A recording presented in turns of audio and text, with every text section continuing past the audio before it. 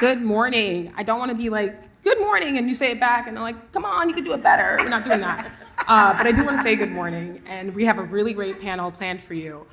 We have 40 minutes, so I'm going to keep it on time and on budget, something I heard Gemma say before, on time and on budget. Okay, so I'm going to have the panelists introduce themselves. Before we start that, I want to share a quote that I read earlier this year. Diversity without belonging is meaningless. Diversity without belonging is meaningless. Now that's from a Fast Company article I read earlier this year. It included a report that found that a high sense of belonging among employees, you probably already know this, resulted in a 56% increase in job performance. Now I want to couch this conversation in that statistic, in that reality, that diversity without belonging is meaningless. So there's no question why everyone everywhere has been talking about belonging, and we're going to talk about it here today. So to start things off, could each of you, our esteemed, awesome, award-winning, amazing panelists, introduce yourselves and your company, and also briefly tell us how you define, I think this is my mic actually, how you define and how you describe belonging. So we're going to start with you, Corey. Awesome. Can you all hear me? There we go. Good morning. Good morning. I am one of those people. I need you to say it back to me. Good morning. There morning, we go. Corey. Awesome. So I'm Corey Smith. I lead diversity, equity, and inclusion for LVMH. LVMH is Louis Vuitton, Moët, Hennessy. We are the largest luxury goods company on the planet, representing 75 brands across 6 different business verticals. Probably own everything you wear. That's the simplest, and drink. That's the simplest way to put it. As it relates to belonging, I think, for us at LVMH, we define it pretty simply, actually. It's really how do you create a corporate culture in which people can show up authentically as their best selves. I joke that showing up as your best self is not necessarily showing up as your whole self. Right? There's the stuff about you that I don't need to know what you do at work. Leave that stuff at home.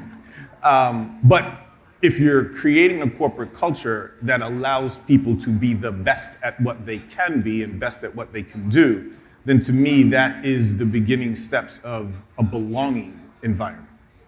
Thank you. Very nice, thanks. Hi, Gemma Toner, CEO and founder of Tone Networks. And when we think of belonging, we think of, bringing your unique self, being connected to your coworkers, being supported on a daily basis, feeling like you're supported, and also being proud of the company that you work for and the values that they have. So that's how we think of belonging as an idea and something to measure, quite honestly. And then the other piece to that is we actually see belonging as an outcome. It's an outcome of, thank you for the nod, it's an outcome of very carefully orchestrated diversity, equity, and inclusion and well-being programs. It doesn't happen by itself. And then as for what we do at Tone Networks, we help companies build leaders. And particularly, we help companies build leaders in that early to mid stage of their career, kind of like the center of what Stephanie and Erica were talking about. And we do that by using our technology platform and what we call micro-coaching and mentoring. And our goal is to empower those individuals in that early to mid stage with the knowledge that you get when you have a mentor or a sponsor.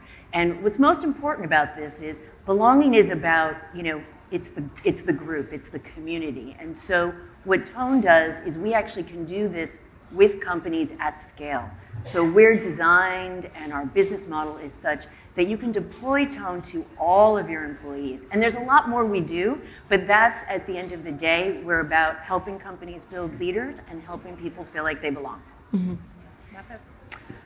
Good morning, everyone. I am Ezinne Okoro. I currently serve as the Global Chief Inclusion and Diversity Officer at Wunderman Thompson, which is a global advertising company.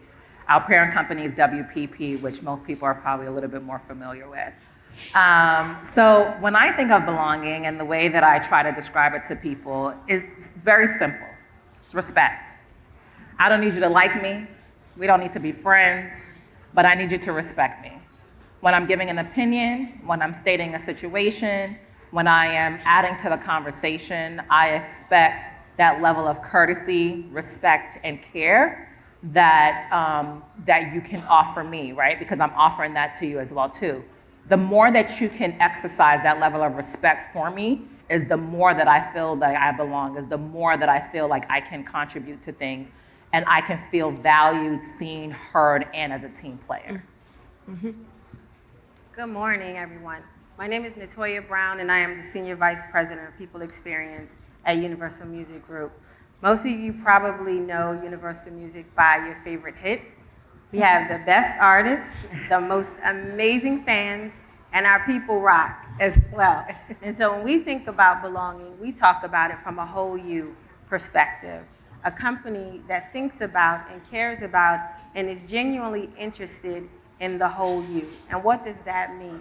That means that, to Gemma's point, belonging is an output of all of the investment and all of the considerations that we take about each individual employee and ultimately how they work together as a team, and then what that means for Universal. Mm-hmm.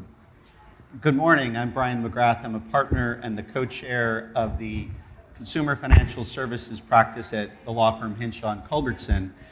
At Hinshaw and on our leadership team, of which I'm part of our executive committee, belonging means that everyone is seen, comfortable, and understood within the workplace so that they can all be their authentic selves and show up every day and bring everything that they have. Maybe not, as Corey said, all of them, but feel they can bring their authentic self. And I know we'll talk a little bit more about that later. Absolutely. Thank you all. I do want to ask you all another question before I get a little bit more targeted with my questions. Now that you've defined belonging, I want to know what are the components of a successful strategy to systematize belonging, diversity, inclusion, equity, all of that. Because we can talk about, all of this, DEI, but it's not just when we walk into a room, we feel belonging, there's enough faces in the room. It's about being woven into the business strategy. It's about being woven into the business outcomes. So how do we actually systematize belonging? Like, what does that actually look like for you and your organization or just in general? I'll start with Corey and then we're going to go down the line. I want to hear from everyone, so we're going to keep it quick. Yeah, no, for us, equity is the key word. We've heard this term diversity, equity, and inclusion, but equity is the beginning of equality. Equality is the outcome of equity, right? And we define equity as the unique skills, experiences, resources, tools that an individual needs to be successful. And that might look very different than what the person sitting right next to them needs. A super simple example is the person sitting next to you might need Excel training. You might be amazing at pivot tables and the person next to you has no clue how to do a pivot table. Getting them Excel training is equity. Yeah. Getting someone communication skills training, that's equity. But you know what? So are gender neutral bathrooms for our transgender community. So are lactation rooms for new mothers that are nursing, right? All of those things create ultimately an environment that is belonging. Because if I know that my needs, my individual needs, are going to be taken care of when I show up to work, not only am I going to show up, but I'm going to give this place my all. Mm-hmm. We're going to just go down the line. Sure. Jenna. So we're typically a component of a strategy, right? The strategies are set by people on this panel, and then we're typically delivering the results and also delivering the insights and data. And I think what is mission critical when it comes to making this systematized, if you will, is that we are looking at what's working, what's not, that we have the data, whether it be individual or whether it be anonymized, and that we're looking at different data sets so that we can prove out, here's our success, and also here are the things that aren't working. I think that's really important. We're in some new space here, and we have to be open to, in order for us to get different results, we're gonna need to do different. And so we're oftentimes the one delivering the content, the platform, and then also the data that our partners can then use. I want to switch it up for the rest of the panelists, not to put you on the spot, but Ezinne, going down to Brian, we talked about having needs met, having the data there, making sure we get to that place. What can we not afford to leave out in these strategies? Like, what's one thing, or it could be more than one, but what is one thing that you're like, we can't leave this out when we think about systematizing DEI in our business strategy? I mean, I think the interesting part is, we're 5 people here. We are similar but very different, right? Representing different parts of business and what D&I even means and how to be able to execute those strategies. And even our definition of belonging all differed, right? Intentionally, because we have different opinions of what that is. And I think that's the critical component, right? Is understanding that everyone has a different thing as to what belonging is. So I think what Gemma and Corey were saying is you have to collect the data. You can't afford to miss the data piece. So what are you doing from an investment perspective? Systems, time. Time. Everyone is at capacity doing 101 things that is in their job description, but how much time are we allowing for people to get training, to complete engagement surveys, to go to the happy hours that we keep planning, right? So it's like we have to make sure that we understand those data points and how we can utilize those data points to build strategy that will lead to better outcomes of belonging and of equity. So I think that when people think about data, for whatever reason, when it comes to D&I, well, we know some reasons, but when it comes to D&I and when it comes to people, it ends up being the last thing that anyone wants to talk about. But a CFO can never come to a meeting and not have their numbers to be able to show how the business is doing. It should be the same level of accountability and strategy that is happening for anyone that's servicing in a people experience functionality, because if your people do not want to be at a business, they will underperform, period.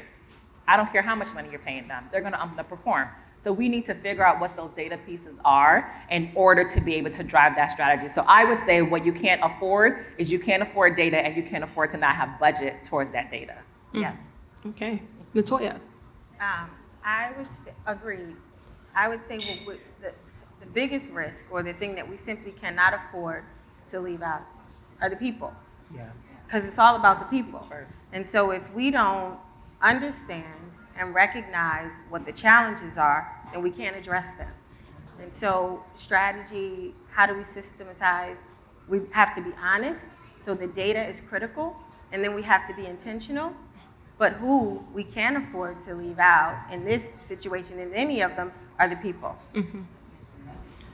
I would just say that one thing we can't do in D&I efforts are let the pace and press of business become an exception. So yes, I support D&I, but I really need somebody on the team right now with this specific set of skills, and that person fits it. I know I didn't go through all of our systems to ensure a diverse pool, a diverse application process, interview process. I just need somebody now. So we can't let the pace and press of business get in the way of something as important as DE&I, because at the end of the day, if you fail in DE&I, I'll talk about this later, you're gonna be less successful on the business front. Yeah, and I can't wait for us to talk about that. And it's so timely and so intense that the focus right now is on belonging, but especially in leadership, because we were talking about belonging amongst employees, amongst direct reports, but what does it look like in leadership? Because let's be honest, historically, there's been always a group of people that have been regarded as automatically belonging. And so if we come to a place where we say, well, there are certain people that belong in leadership, let's get them there. But there's one thing to get them in that position and tell them they belong there, and to keep them there. And that's what I really want to get to. I want to talk to you, Ezinne, first. I mean, you're your agency's first global inclusion, equity, diversity officer, which is amazing. And I wanted to talk about what drew you to this field. You said you had an aha moment, and this is how you stepped into this leadership role. Can you tell me, what does it take to have someone like you get into that position, belong there, but also just stay? We're talking about retention here. Yeah. I think consider myself to be like a triple minority, right? So I'm Black, female, and an immigrant. So, but I also recognize that there are certain privileges that I have, and privileges because of the education I had. I went to Howard University, which is a prestigious university in Washington, D.C. I've been afforded to work at well-known companies. So the aha moment that I had was realizing, well, what am I gonna do with that privilege? What am I gonna do with that opportunity that I do have at the table? So it was really critical for me to move beyond kind of the day-to-day work that I was doing in business strategy and think about how I can marry business strategy and people experience. Because what I realized is your people are your greatest asset. And we say that, but we have to truly believe that and understand it. So a big privilege for me and an accomplishment for me, outside of the awards and all those things, is the people that I hire, is the people that work on my team. To see them branch off and excel and do all these great things, that's the definition of belonging. So I'm a walking example of what that can look like and the benefits of it when you see, I think what Brian was talking about, when you see the fact that people are blossoming and doing all these amazing things because you gave them the opportunity to do that. And so when you're starting to think about leadership and what your role is, I think about that. Yes, you can get the work done, and they're gonna teach you all those skills, but what are the soft skills that you're not learning in business school, that you're not learning in grad school, that you're not learning in the e-board, right? Those are the skills that we need the most. And when we're competed with the speed of business and an economic crisis, we need to think of our people first. And we need to make sure that we keep investing in that. Because if you don't have retention, then all of the things that, the purpose of this conference is wasteful, right? Because the retention is your biggest piece. Like if you're taking all this effort to recruit people, everyone around here is gonna be networking later for different opportunities. If you don't retain them and you don't build that business relationship and you lose them within 2 months, you just wasted your entire day that you just had here. And if we think about that every day, then we'll take more time to retain those people, and retaining them means talking to them. It means asking them questions. It means giving them opportunities. And at Wunderman Thompson, we've created things like create career pathways to let people take their career on their own, and say that we support it. Even if that means you may exit, and we hope you don't, but we support that because we want to feed back into them all the hours that they're giving back into the business. Right. I also want to pose a question to Brian. I know that you're the first openly LGBTQ leader at your firm, and I would love to know more so about what it takes to keep other leaders who are diverse in a place like your practice.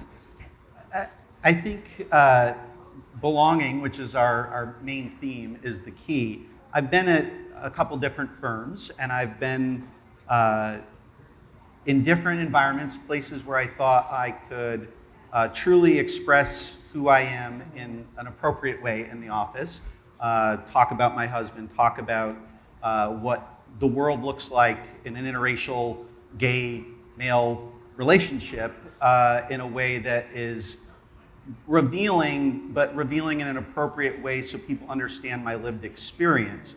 I've also been in an environment where I felt, and I know many people in this room can relate to terms like, hiding your authentic self, code switching. It's all these other concepts that limit and inhibit your ability to be the full you in the workplace. And so I'll just end on a real positive. So when I moved to the most recent firm that I'm at, Hinshaw and Culbertson, a priority for me, and I had the privilege of being in a position to really be choosy, the number one priority for me was DE&I and the true commitment to it and the ability to show up in the workplace as me.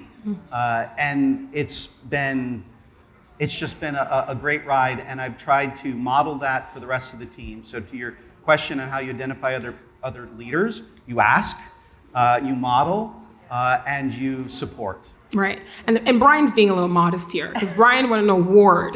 I just want to point this out, because I know you're being modest. Out of 80 lawyers in the New York area, he won an award for standout for counseling pro bono work, along with demonstrated commitment to community service, philanthropy, professional mentorship, and diversity, equity, inclusion initiative, something that you led and that you championed. So thank you for saying that, but also pointing out that you have done the work and you've been recognized for it. Yeah. Sorry, I just had to also add on too. I think that, yes, Brian is being modest, but I think the other thing too, because Brian is identifying as a queer man, I think he has to actually say that and present that, right? Where we're coming with our own different identities that are visible. So he's coming with a non-visible, diverse element. You have to have belonging to allow for that type of conversation and that type of someone to be vulnerable, to be able to share.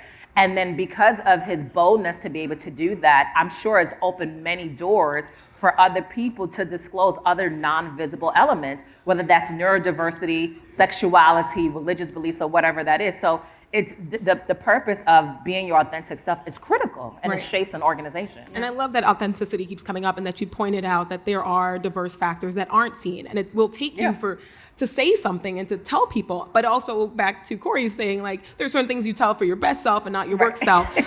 But to that point, I do want to talk about authenticity for a second. I mean, we talk about how you have to bring your whole self, all of yourself to work, but also consider that not all spaces are welcoming to your whole self. So how do you navigate that? And even as we have the concept out there of authenticity and say, like, hey, we want you to bring all of you here, there is a gap with practice. There's a gap with saying, hey, are we actually doing this? Are you actually going to accept me? I mean, I was reading, we talk about this all the time in our circles, but about Cardi B. Think about Cardi B. I never thought I would bring her up at this conference, but I am. Cardi B is someone who has been boasted as someone who's authentic, someone who's herself. But she's even said that there are certain rooms I go into, I can't be myself, but I will still force myself to be myself, and she gets to do it. So there's authenticity that we accept, that we're okay with, if it looks successful like Cardi B. But then there are other authenticities where you're like, I didn't even need to know that.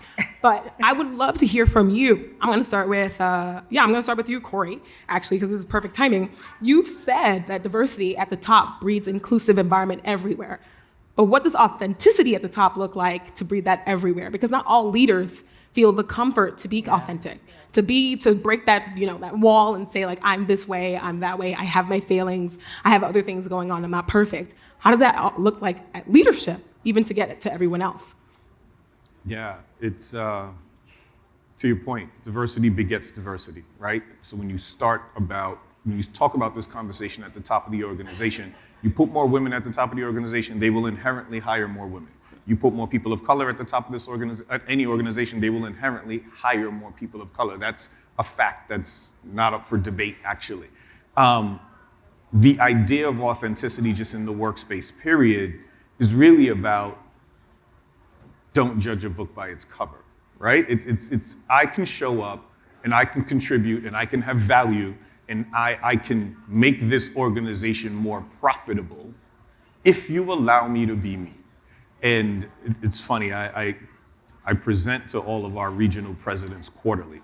And last quarter, I put a slide up of 2 different images of Jay-Z. Since we're gonna use rapper references, I'm gonna go. Put 2 different images up of Jay-Z. One kind of as he was beginning his career and Jay-Z now. And the point I was making was his hair. Jay-Z has grown his hair out. He has dreads, free-form dreads. Not here to judge whether you like it or not. I'm not here to judge it. The point is, Jay-Z's a billionaire. We have 2 different relationships with him. He's our brand ambassador for Tiffany & Company, him and his wife. We all know her name, right? Yeah. And we have a 50-50 joint venture with him on our wines and spirits side because we own 50% of Armand de Brignac, his champagne, Ace of Spades. We bought 50% of it from him. And I challenged the room, a room full of our presidents of all of our brands, and said, which one of these 2 images would you rather do business with? The clean-shaven Jay-Z or the crazy dread freeform Jay-Z? And I reminded them that at the same time, we have employees with dreads that feel as if they can't show up to work because of their hair. And I said, the dread Jay-Z, he's the billionaire. He's the guy that you're doing business with currently. And I'm guaranteeing you that he's actually been more successful because he gets to walk into rooms authentically. Right? So you can tell the guy that works in retail that's representing your luxury brands when a client walks in that his hair is a representation of, pick any one of our brands, but then which one of you guys are gonna go tell Jay-Z to go cut his hair? Because if you're not willing to do that, then leave our retail clients alone.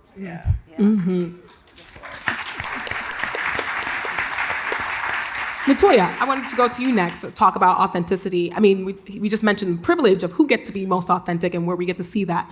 I would love to know from your perspective in leadership, what does authenticity mean? What does it look like and what does it look like in practice? So look, we can't be limited on what inclusion means, right? And so we have those leaders that are comfortable and understand what it means to have people that are truly authentic and show up as their authentic selves. We also have leaders that are uncomfortable, and we have to be accepting of both because that's their authentic self, right? And so we just have to figure out a way to have the two balance and work together to create that environment. Because just like there are leaders that are uncomfortable, there are actually employees that are uncomfortable. And while we push and say, bring your whole self to work, you can be truly authentic, you can be who you are here as well as at home, we have employees who say, I actually don't want to bring all of that into the workspace. I actually do want to keep that separate. I'm actually comfortable having my personal and private life be my personal and private life. And so we have to figure out the balance and be inclusive of all. That's why belonging is the output, because I feel like I'm in an environment that's accepting of me as my authentic, loud, bold, stepping out and being myself, or in an environment that's okay if I'm an introvert and I'm quiet and I'm stepped away from the limelight. That's truly being inclusive, and that's what authenticity, in my opinion, looks like for leadership. Perfect. I was actually going to go to you next, Gemma. And if I can just add to that, being your authentic self, it takes some learning, and it's uncomfortable. And so, that starts, quite honestly, at Tone, what we think from day one, actually, from the moment, we talked about onboarding before. It's really important that we start to have our employees understand what this means and what they can expect. And, leaders and leadership development really does start early on, and being able to be that vulnerable self needs to start, and you need to become aware of it. It's an education process, because for some people it is very, very uncomfortable. And how can we be inclusive if we can't embrace that and help them, if they so choose, to move to the next stage?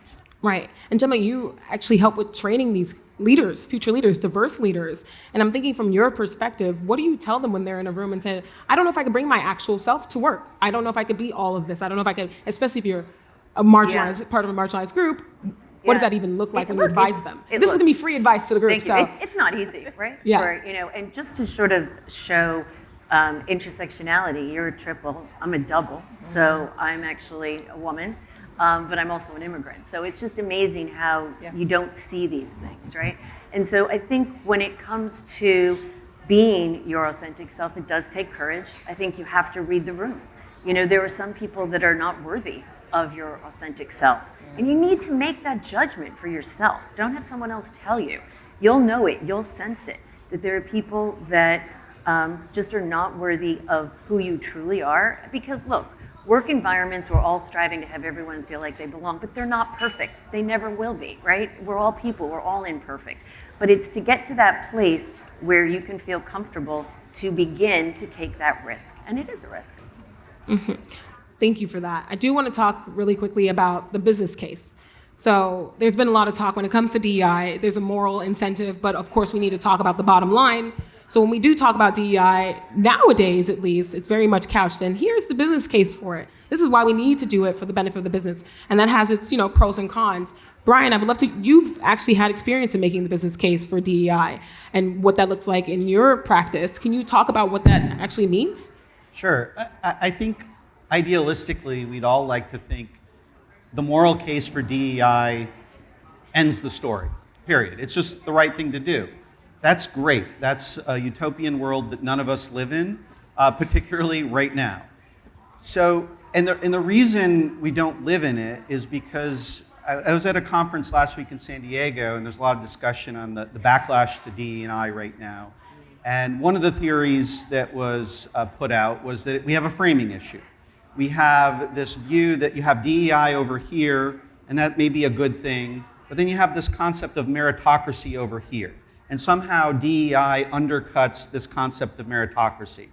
Now, we all know we don't have a meritocracy in this country. We never have. We don't have it in our workplace. But there are a lot of people that believe in this concept of meritocracy as an inherent thing that we do well, which we do not.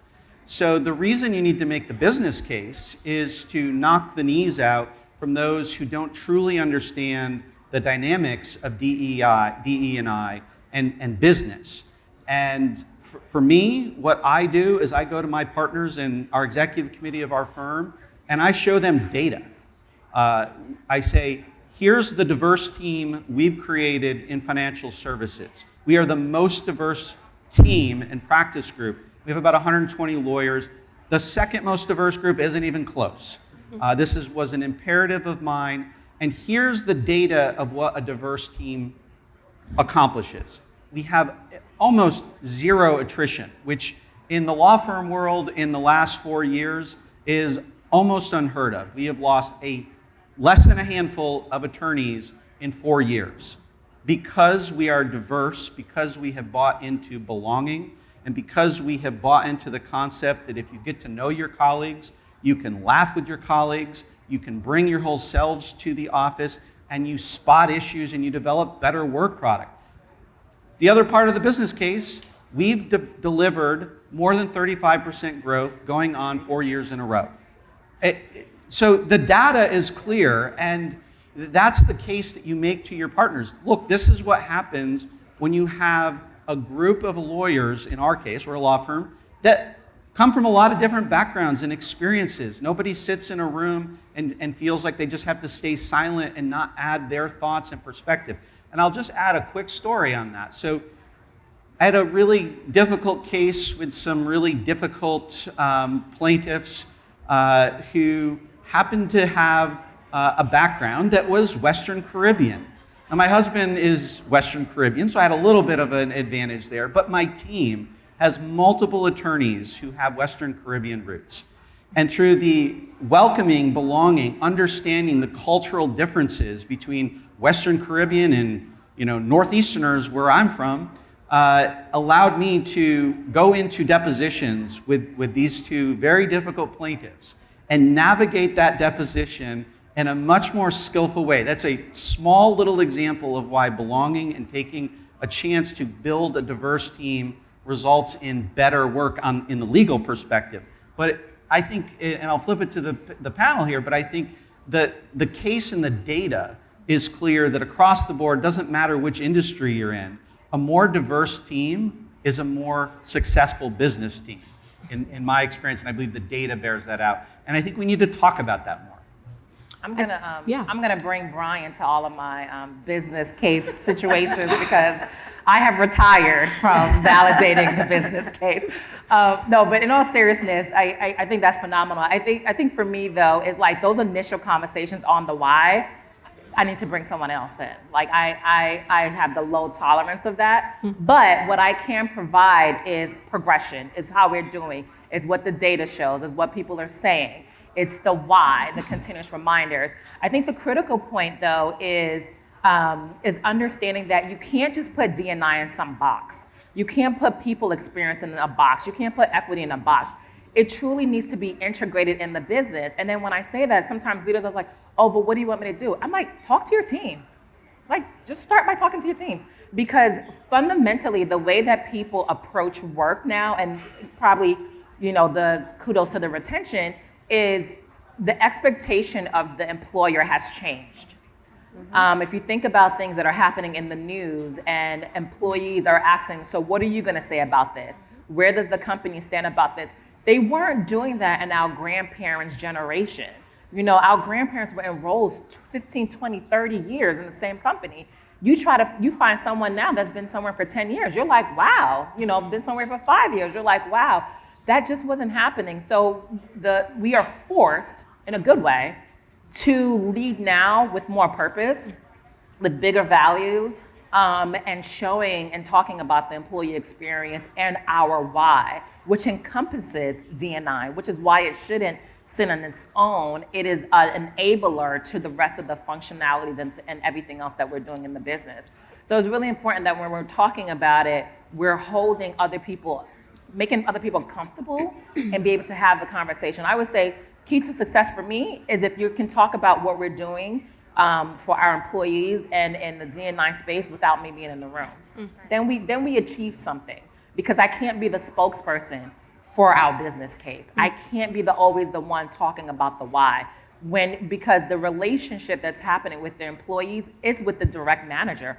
I'm all the way in the global leadership team. I mean, yeah, people know me, but their day-to-day is with their manager. So if their manager can adequately speak to what we're doing, it's a miss. Right. I just want to add one last thing about the business case, if I can. Every function in an organization is either tied to how that organization is going to make money, revenue, or save money, cost, because those are the only two things that impact your profitability. You can make $1 million, but if you spend 999,000 of it, you still broke, right? So DEI can't be excluded from those two factors. It either has to show an organization how it's going to make it money or save it money. That's it. And so this idea of the business case rests on the moral, that's goodwill, and that's philanthropic, and that's charity, and that's great. There's a place for that in the work environment. Those are cost functions though, right? And so everybody else has to prove an ROI. And so this really becomes a conversation about value, because if I look at marginalized communities as a company, if I look at disenfranchised communities as charity, you have no value to me. If all I'm doing is writing a check to organization X and writing a check to organization Y, that's just money going out the door. And so I start to now look at anybody that represents those particular segments, you're a loss to me, right? What you want DEI to do is be two-directional in terms of value. You need to bring something to me as well. Otherwise, when I see a black woman, oh, well, you know what? I wrote that check to that organization that represents black women. No, I'm not going to hire her. She has no value to me. That's how this starts to become systemic in terms of a thought process. So this is about value. It has to be two-directional. It can't be one way. If it's not bringing you money, if it's not saving you costs, there's no profit in it. Thank you. Last question, and we're going to move really quickly. I want to hear from all of you. I've read about almost all of you. I read about all of you, actually. I'm a journalist, so I stalked you. So what I really want to say is that it's been great to hear and learn about your experience, but also to know your background. Corey, I know you talked about in previous interviews about you worked in a team with predominantly black leaders, and you know that how empowering it was to see them in that position. Gemma, you talked about a woman who told you that you were being aggressive in a meeting, and you're just like, I'm fine, I'm okay, you know? And Brian, you came from an organization that you helped staff with 70%, diverse leaders and diverse people. So all of you have so many great experiences, and I really want to talk about before we go is where are you seeing the most progress when it comes to belonging, and even more so when it comes to DEI? Where are you seeing the most progress, and if you're not seeing it, what's standing in the way? Let's just spill the tea. What's standing in the way of the progress right now? Let's get to that question. I'm going to start with Brian and make our way down. I think what stands in the way right now is the framing issue of zero sum, that DEI comes at someone's cost. So I think going back to Corey's point, you need to explain that DE&I is good for everybody. And I think I'll end it right there. Thank you. I think for me, what's standing in the way, and this might seem, is that we're still having the conversation about how does DE&I fit in an organization. Yeah. And we've been having the conversation for so many years. So I think it's exactly what they've all said. The business case has evolved, and so the conversation around DE&I hasn't. And I think that's what's standing in the way. I think that the challenge too is we're still very traditional in a lot of the ways that we're working. I always challenge my leaders in we're not tapping into transferable skills enough. Everyone wants what they want. They want that perfect portfolio, that perfect resume. And because we are a little lazy, if I can say that, we don't want to train, we don't want to build, we just want someone to get in and get it going because of the speed of the business. And I think that gets in the way of that belonging sense because we're just bringing in the same people. Right, to move fast, yeah. I think that it's inertia. I think there's still, to your point, there's a status quo, and it is easier, to not take risks. It's easier to do the same program. It's easier to do the same thing year after year. And logically, if you're not where you want to be, then you would stop doing that. But it's very hard to make that change. So I do think the status quo still is problematic, and that's mindset. That's your organization and your leaders being willing to take risks and to do new initiatives to get to a different place. Same thing. I think it's just time and evolution. I say this all the time. We've technically really only been having this conversation for the last 3 to 5 years. A real conversation, right? You have leaders in organizations that have been in corporate America for 30, 40 years. And 30, 40 years ago, you were told in corporate America, don't talk about sex, don't talk about religion, don't talk about politics, don't talk about all the things that make you who you are, essentially, right? Just come to work and do your job. And 2020 happens, and now it's like, go talk to your people. They are ill-equipped to have this conversation. They do not know how to have this conversation. Meanwhile, you have early career professionals, folks that are coming out of college. They've been talking about this stuff since they were 10 years old on social media, right? And so you have this huge disconnect between seasoned leaders and this new workforce that's emerging, and they do not mesh well because they are just at different levels of communication around things that affect them all. And so it's going to take time. I have a ton of confidence in the new emerging folks that are coming into the workforce. And some of our leaders just need to innovate and adapt. Right. Thank you all for sharing, the roadblocks of progress. That doesn't mean we haven't made any progress. And with you as leaders, especially in this field and this time, we feel very grateful and very hopeful. So thank you, everyone. Thank you. All right.